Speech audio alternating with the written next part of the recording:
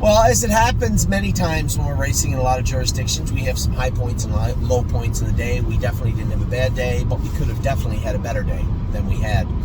I had an email from somebody to start the day, or to start the evening, saying, hey, how come All Gas No Brakes isn't in? I checked in with Dominic. He said he's still a little tender on that foot. And the one thing I did tell him was, I don't think he's the type of horse we can race him if his feet aren't 100%. So he does need another week. Fine, give that to him. I didn't realize, to be honest, that he did not enter him and that he was not in today.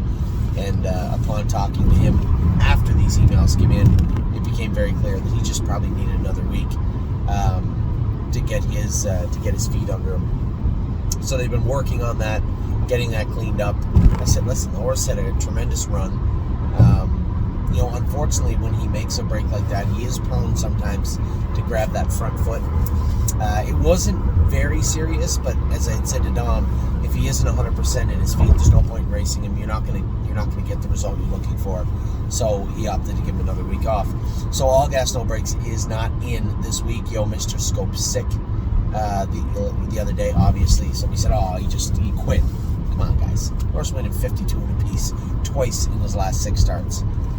Go easy. He didn't just quit. The horse was sick as a dog. And it's frustrating this time of year. You scope, you race the horse, there's no mucus. I've seen it 1,000 times before. You'll race the horse, there's no real indication the horse is sick. Race is poor, you scope them, full of that, musty yellow mucus in their airway and likely quite a bit of blood. Because when it's not in the head, it's in the lungs, it causes a lot of irritation, inflammation, and the horses bleed. So 3 out of 5 on both counts. Mucus and blood the other day. He's going to need at least a week off. Harry and I talked about it, and I was very forthright with him when it comes to Yo Mister. I do not want to race those horses again together. Does that mean we put him in the claimer? It's a 70 claimer. I think that's a little light for Yo Mister, to be honest. But we have a week to think about it, because he's definitely going to need at least a week to clean all that mucus and that little bit of blood up from Monday night. So 2 updates there. Delicious Stone DK is going to be off a little bit longer. Still problematic. He had a giant ulcer underneath his palate. And I talked to Dr. Cote. She said when she fixed the entrapment, it was there. They usually remedy themselves and rectify themselves as that epiglottis is healing. The ulcer will dissipate and go away. His did not. And it's on the underside of his palate, which she said, honestly, Anthony, I don't think I've ever seen in my life.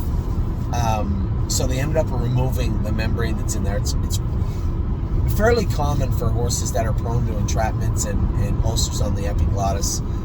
They'll take that membrane out, and that's exactly what we did. So a little more time needed for him. That's the hope. He was making noise, and it's nice to figure out why. Now it just has to resolve and fix itself. And today was step 1 of that happening. It's not lost on me that this has been a bit of a fiasco with him for quite a while, but it's not the first time, and it won't be the last time that multiple issues have kind of layered themselves in horses as you train them back, whether it be an injury and a re-injury, an injury in a different place, or something else that went wrong. We've seen this before with a multitude of horses, and you just have to see it through, and that's exactly what we're going to do with Delicious Stone DK. So 3 little updates to start today. We will start the rundown with 3 Point Blue Chip. I thought the horse raced very well. Again, second. Thought the hobbles were a little tight on him in the last turn, which is the same hole and bike they've been in. But I think the difference is he's getting sounder. He's getting sharper. And he does like for a horse that injured his foot when he was young, he likes a harder track. And I think, I don't know if it cost him the win, because Distant Drum's a pretty nice horse. But it definitely left me with the feeling that they need to be let out in a hole, if not 2. So a similar track surface next week. I think we'll just go ahead and let them out a hole or 2 in the post-parade and see how he feels. If the track's a little deeper, maybe we'll leave them as is and see how he performs in a little bit deeper track. But 2nd and 54 on a kind of a cool, rainy, damp day, I thought was a pretty good mile from him. Now, when he wins that class, he is likely headed to Ontario. Shortly thereafter, he's out of that class. Drebin is going to wait for him to move out of there. If he makes any sort of money tomorrow, I want to get all the money tomorrow. If he makes any sort of money in that class, he's out. He's only in by a couple $100. And if that's the case, then we'll probably give him the week off next week race 3 Point Blue Chip and see how he does. So 3 Point Blue Chip was good. Lonely Lakewood raced good. Kind of got jammed in the last turn. I had said to Tim pulling up, I wasn't disappointed with him, but I think maybe we'll go to a lighter shoe. We'll go to 4 aluminums on him, which is not our go-to move, and not the general not the general shoeing change preferred by a lot of trainers for trotters. But this guy here, we've got to a point where I think this is what he is. 56 and a piece, 57 at the Meadows. Maybe put those aluminums on, maybe just squeeze another few fifths of a second out of him. We get him down around 56. He can be a pretty productive horse. He's got room in the classes at Northfield when he can get back in them, and he fits that class at the Meadows also. So either or for him. But I think we'll try 4 aluminums on him next week. It may backfire, it may not. We'll see. George of the Jungle was certainly good. He's only been here a couple of days, and the horse raced very, very well tonight for being off 2.5, 3 weeks. I thought he raced well. We put bandages, just vet wrap and polos on him behind tonight. He just picked at that left hind down by the ankle. We can cover that up. It's not a big deal. But I thought George raced really well, especially he had to be a tiny bit short. I thought he raced fairly well. I think that was going right to his lifetime mark. Equaled his lifetime mark tonight. Again, on a bit of a cold night. I thought he raced pretty well also. Watch Your Mouth got away 7th, ended up 5th. This guy's just killing time. I didn't want to pull the trigger, and I'm glad I didn't. If you've noticed, there's a little bit of saturation in the market. If you look closely at Preferred the other day, a lot of horses were not purchased. They were either bought back or they were, make an offer, came up. And then today and on Gate over the last 2 days, a lot of horses either underselling, underperforming on the sale board, or being bought back also. So not the best time to be trying to sell horses. Everybody's kind of in this transition where they're gearing up to either go to Harrisburg. What aged horses will be in Harrisburg? I think you'll see when we unveil our buckets for Harrisburg. I do have a racehorse bucket there because every year we usually pick up a horse like Locatelli or Yo Mister, those types of horses. I guess we didn't get Yo Mister there. We got Locatelli there, and Looks Like Money we also got there. So some quality horses, but I don't know what will be in the sale.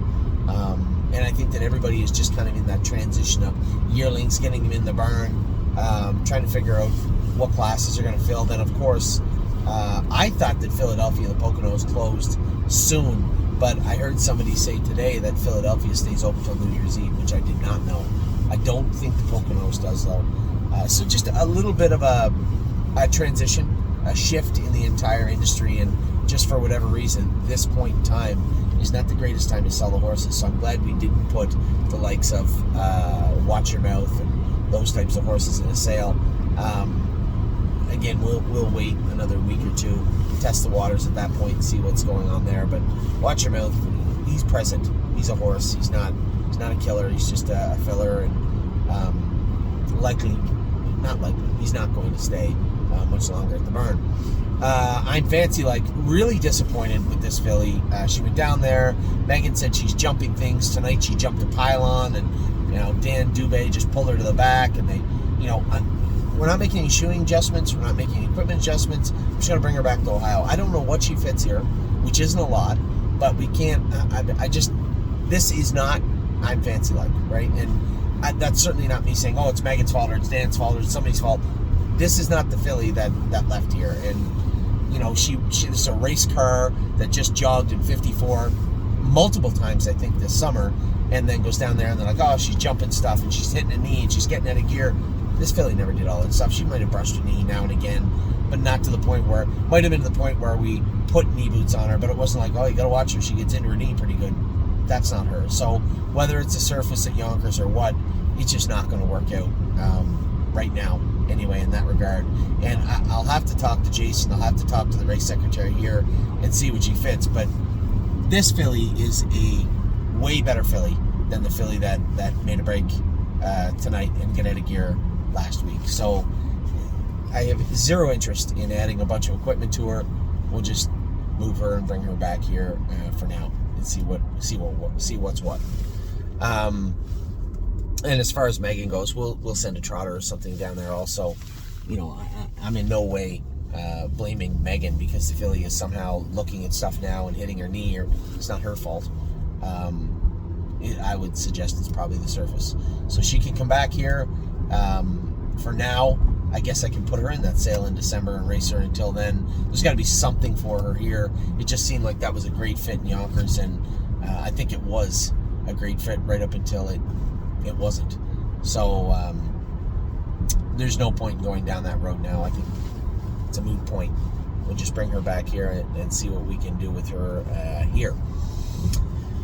Love and Affection on the right line tonight. I know I clipped that wheel. I didn't hear it, and I watched the replay, and I, if you were to ask me honestly, do you think? Yeah, I think I did hit that wheel. Usually hear a bing or a pop, or I didn't feel her do it, and I couldn't hear her do it. But certainly when you watch the video, and I was in such close quarters with that with the bike, as the guy was coming back to me, I was having trouble getting her off of his back, and I just squeezed her out around the wheel, and she leaked in a little bit again. Did she catch that fork? She very well may have, and we had done some vet work on her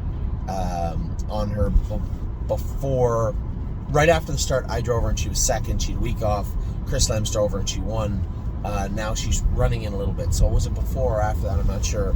I'll have to talk to Jason about it tomorrow and Dr. Latessa, and they can figure it out. What they had done might need touched up a little bit again on her. I dare say she was probably going to win when I wheeled her out 3 wide. She felt like she was coming with a full head of steam, and at the moment I'm like, maybe I would have been second. And then Chris had come to me later and said I was at a soap. She was going to run me down, which only bothered me more. We would have ended up with 2 wins and a second instead of a win, a second, and a break tonight. But we'll get that win back next week. My apologies. Just mechanics with the filly. But her head was in the game tonight, and she wanted to do it. She just running in a little bit more than I'd like. And then Purple People Eater raced great. One of her better races she's had lately. Her sister struggled with allergies too, and this was the first cold night. She was decent last week, but this is as good as I felt her in a while was tonight. That was a very good race from her. I thought she raced really, really well to finish second at 57. So a decent day all around. 3-point blue chip, a good second. Lonely Lakewood was a good fourth. He got pinned in and got out and kind of snuck his way through to be fourth. I couldn't get any more with him, I don't think, than that off the trip we ended up with. George of the Jungle was great. Watch Your Mouth was present. And then I'm Fancy Like made a break, jumped over a pylon, and Love and Affection made a break. That was not a pylon. I'm pretty sure that was a wheel. And Purple People Eater raced great. So as I said, a little bit of good, a little bit of bad tonight. But I guess the main takeaway was it was a pretty decent night at the office. Tomorrow we get Insider Trading, Drebin, Tenacious Sealster, Serious Dragon, Save America, and Admiral Dio. Pretty strong looking Thursday lineup for us across the board. Friday's a big day for all of us. This is our first Breeders' Crown with a 2-year-old trotter, isn't it? I think did we race Tiger in the 2-year-old Breeders' Crown? Did we race Carter Michael Dio, Spitfire? Not sure. Well, I'll tell you what. This is the best shot we've ever had in a Breeders' Crown elimination. 10-1 for a horse that just set a world record is a little sad. You say, well, Scott Zero and Anthony McDonald. Okay, fine. 10-1. I think you're stretching it a little bit there, but maybe I'm wrong. Memento Mori is going to race in the Breeders' Crown elimination this Friday. Now, keep in mind, everybody, this is an afternoon start. The post time for Mori is 1:53 p.m. on Friday. Just to let everybody know. Marching Fourth is going to race. I think Hunter Myers is going to be upset about this. I had told Tim that Hunter said he would drive the horse, and instead the judges left him on a different horse. And take nothing away, Sean Johnson, I'm sure, will do a fine job with Marching Fourth. Rock Shining Star, the young fella's going to drive him again. Justin Walters today. He's going to drive Stay Close. I want to talk to him about Stay Close. No retreat with Stay Close. It's a soft enough class. It's not an easy class. It's a soft enough class to let him rock, and he races well from the outside. You just got to let him dance. So, green light for Stay Close on Friday afternoon. And then Spitfire Overseas with hobbles on is picked to win. He's picked to win on Friday afternoon. Also, Brace for Landing is in Pickpocket. Kane Kaufman is going to drive those two horses. Kane's done a great job for us across the board in racing our horses, and I expect him to do well again. Pickpocket will be tighter coming in. He will be dried up a little bit more and ready to go. Brace for Landing, again, tighter. Back-to-back weeks for both these horses. I think they'll both have very good outings Friday afternoon. Chime Bell also on Friday is going to race in the evening. Tyler Angus, a lot of you guys, I had a couple of people ask, Tyler Angus, how come we're using Tyler Angus now? Why? Tyler Angus works for us now. Rides in the morning, helps out, does a great job. Good kid, really good kid, and has done very, very well with the opportunities he's had this year. I think we're going to have some luck with Tyler. I hope we have, because he's a good kid, and I want to see him do good too. So he'll be driving Chime Bell and Chevron's Bypass. JK Victory dropping down now. He's 4-1. He gets the job done. I'm going to ask Ronnie what he thinks about Chevron's Bypass and what our plans are moving forward. Now, Saturday's not up on our calendar, but I can tell you that time is on my side. Drew the 5-hole in his Breeders' Crown elimination. Very, very busy week still to come. Both Thursday, Friday, Saturday. A lot of work to be done. My weekends Sunday night in Illinois. I'll be driving Allie's Got Grit and What a Lady, What a Night. So that's what took place tonight. That's a little glimpse of what's coming up over the next few days. I'm all done now. You should be in bed. It's 12:38. That's what time I get back from race 16. 12:38. Wow. Anyway, talk to you guys soon. I hope you've had a good day. It was a pretty decent day at the office, and I hope we've had an even better one